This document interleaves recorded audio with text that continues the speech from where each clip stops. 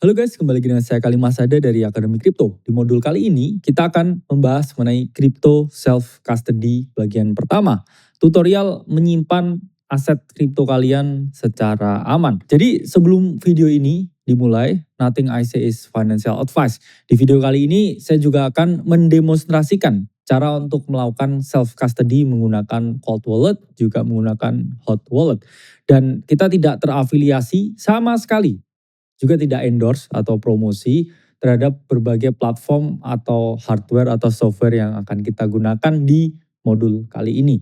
Jadi teman-teman harus memahami bahwa cryptocurrency merupakan aset yang memiliki risiko yang sangat tinggi. Pertama, ini saya ingin menekankan ke teman-teman bahwa menyimpan itu lebih penting daripada membeli dan juga memiliki aset. Karena percuma kalau kita merasa kita udah membeli, tapi kita gagal di bagian menyimpannya. Sama aja teman-teman itu asetnya bukan milik kalian. Karena di keadaan yang seperti saat ini ya, keamanan cyber itu adalah hal yang sangat rentah ya. Ada besar sekali potensi hacking, kemudian cyber attack yang mana aset digital ya, saya bilangnya aset digital, teman-teman ini bisa diambil dengan mudah.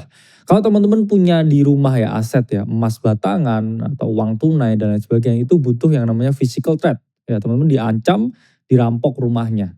Tapi kalau di kripto ini mungkin tidak seperti itu ya. Tapi kalau teman-teman salah menyimpan aset teman-teman, ya itu bisa hilang.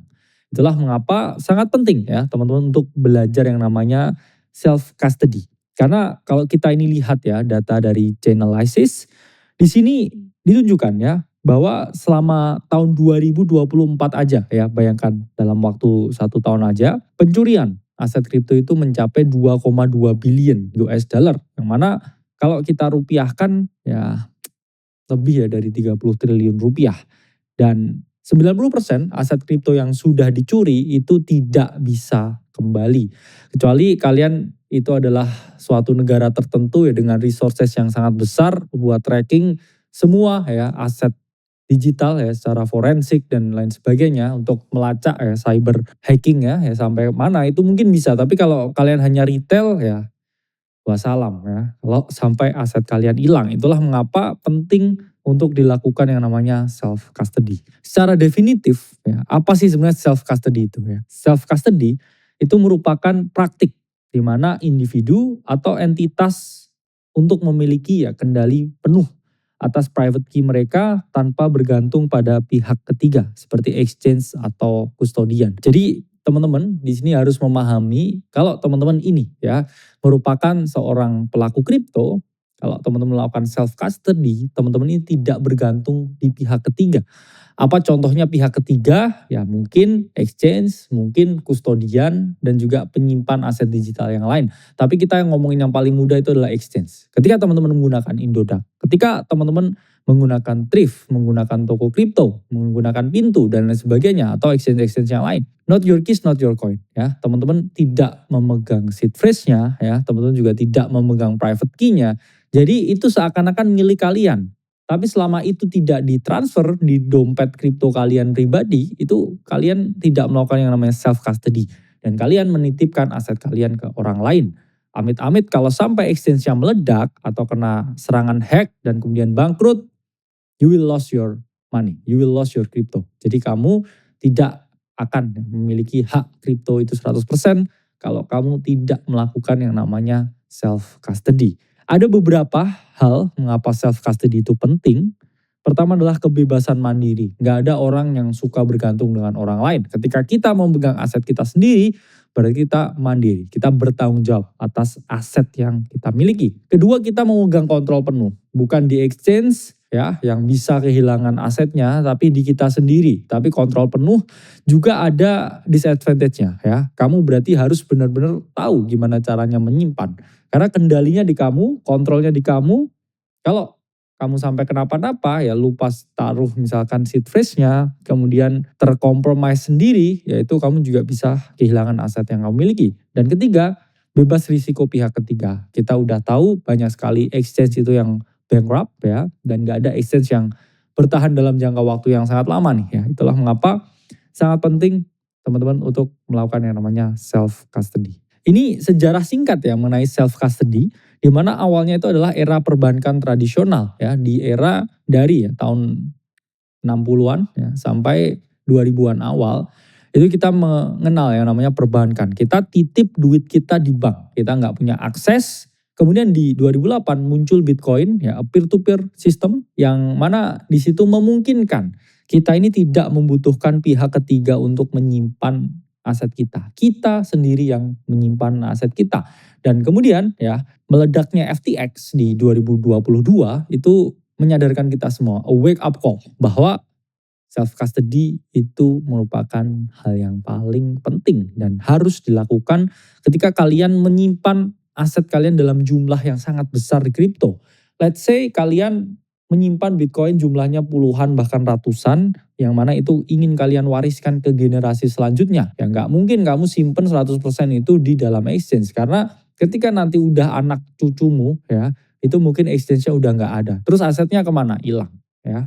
Itulah mengapa sangat penting untuk melakukan self custody, karena ketika kamu self custody your asset, ya itu adalah punyamu 100%. Dan struktur dari kriptografi sendiri, oke, ketika kita membahas konsep self custody, ini dibagi ke dalam dua struktur. Ya, pertama adalah private key atau public key, dan kemudian seed phrase atau mnemonic phrase ya. Dimana di sini ya ini adalah mekanisme dari private key ya, ini data dari chip SLL, di mana di sini kita bisa melihat ya antara sender dan juga recipient ya, di sini di tengah-tengahnya ya yang menjembatani antara transaksi, pertukaran, data kriptografi, ini ada yang namanya ya shared secret key ya, atau kita bisa ngomongin sebagai private key yang mana dia mengautorisasi ya, dia adalah memvalidasi sebelum terjadinya ya pertukaran data dalam jaringan kriptografi atau jaringan blockchain. Ini adalah contoh ya private key on MetaMask ya. Ini kita udah praktik ya sebelumnya teman-teman, untuk teman-teman ini melakukan ya namanya DEX trading tutorial. Teman-teman harus set up yang namanya wallet ya, wallet MetaMask, dan ini ada private key-nya ya. Jadi di bagian security teman-teman bisa show private key, tapi harus ya input ya passwordnya dulu. Nah, ini adalah bentuk dari private key. Oke. Nah, jadi ini harus disimpan ya secara baik-baik, oke. Nah, struktur kedua kita mengenal yang namanya seed phrase. Seed phrase itu terdiri dari 12 sampai 24 kata encrypted ya, atau kata yang terenkripsi. Di mana ini adalah wujudannya ya. Ketika teman-teman set up a new wallet, kita udah belajar sebelumnya, ini harus teman-teman simpen ya. Seed phrase itu entah teman-teman tulis, teman-teman taruh di tempat yang aman, atau teman-teman bisa nih ya dengan cara beli ya seed phrase yang besi ya. Itu takutnya kalau ada kebakaran atau kejadian-kejadian lain yang tidak diinginkan. Tapi para pelaku kriptografi yang sangat ekstrim, ini mereka bahkan tidak menulis sama sekali. Oke, mereka menghafalkannya di kepala. Apakah ada? Ya jawabannya ada. Mereka apalin ini semua di kepalanya ya. Bayangkan betapa ya orang-orang kriptografi itu trust no one. Oke, yang mana 12 kata atau 24 kata itu masuk ya di dalam BIP 39 word list. Di mana ini data dari Blockplate, kita bisa melihat ya 12 sampai 24 ya recovery phase itu merupakan ya use of mnemonic phrase, di mana ini adalah grup ya atau sekumpulan kata yang mudah diingat. Oke. Jadi kalau teman-teman mau lihat, oke. Nah, ini kita bisa lihat ya dari GitHub. Ini adalah BIP 39 ya words. Oke. Ini adalah kumpulan ya dari berbagai kata ya. Yang mana ini adalah seed phrase ya. Entah itu terdiri dari 12 kata atau 24 kata, itu dia tidak akan lari ya dari kumpulan kata ini. Oke. Itulah mengapa ya teman-teman ini bisa jadi list. Oke. Jadi kalau teman-teman misalkan set up a new wallet, entah itu dari MetaMask, oke, atau menggunakan cold wallet, teman-teman bisa cek ya di sini. Cek juga angkanya, cek juga kodenya. Karena beberapa alat ya untuk menyimpan seed phrase, oke, yang dalam bentuk besi itu, ini mereka ya menunjukkan kodenya ini instead of the words ya, daripada angkanya. Bukan angkanya tapi kadang cuman kodenya 1 2 2 3 ya. Nanti kalau teman-teman bingung 1 2 2 3 itu kode apa, teman-teman bisa cari di GitHub terus kemudian type in BIP 39 ya. Kemudian di sini type in ya, misalkan kata-katanya itu adalah online. Nah, ini kelihatan ya, online ini kodenya 1240. Oke. Nah, karena ada juga ya teman-teman alat seperti ini ya, di mana untuk ya menyimpan safe seed stainless steel ya, teman-teman bisa tulis nih di sini ya. Katanya juga angkanya ya. Bahkan di sini ya sangat detail sekali ya. Ini aman ya kalau teman-teman mau aman. Tapi kalau mau diapalin ya di pikiran, kalau teman-teman punya ya ingatan yang sangat bagus, itu juga nggak masalah. Tapi selalu simpen ya backupnya in case ya ada sesuatu untuk berjaga-jaga. Nah ini pun perbedaannya dari public key, ya private key dan juga seed phrase ya. Public key di sini sifatnya ya lebih banyak, oke. Private key ya untuk kodenya lebih sedikit dan juga seed phrase itu 12 sampai 24 kata. Sementara wallet address itu adalah alamat ya wallet kita yang mana kita gunakan ya untuk mengirim aset, oke. Jadi itu ya penjelasan singkat mengenai apa itu self custody, struktur self custody. Selanjutnya di modul kedua kita akan membahas berbagai jenis-jenis wallet yang bisa teman-teman gunakan untuk self custody. Sampai berjumpa di modul selanjutnya.